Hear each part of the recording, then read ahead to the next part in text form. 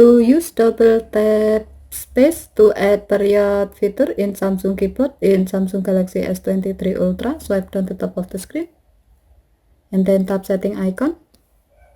Scroll down the screen to find general management. Tap general management and then tap Samsung keyboard setting. Under smart typing section, tap more typing option and then tap the gray on option next to double tap spacebar to add period to enable this option. The switch turns blue when it's on. To use this feature, open an app where you can type with your Samsung keyboard.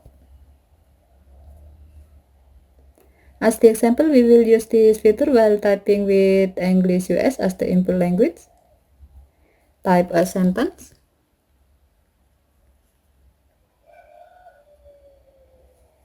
And then double tap the space to automatically add period. Okay, thank you for watching. Have a nice day.